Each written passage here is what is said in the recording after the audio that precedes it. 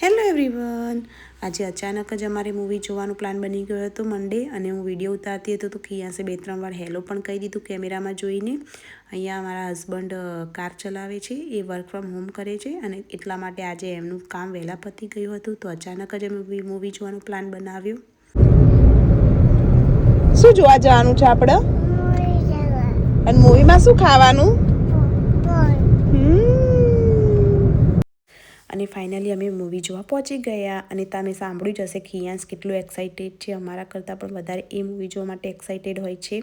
અને અહીંયા હું વિડીયો ઉતારતી હતી તો મારા હસબન્ડને કીધું તમે પણ આવી જાઓ, તો કે હું અત્યારે મારો લુક સારો નથી એટલે રવા દે, હું નહીં આવતો.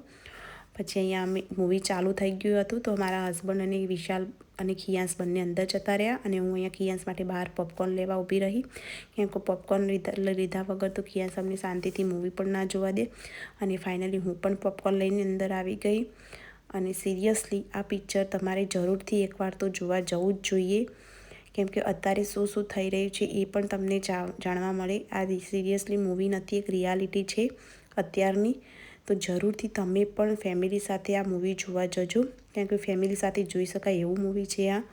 અને thank you so much for watching my video.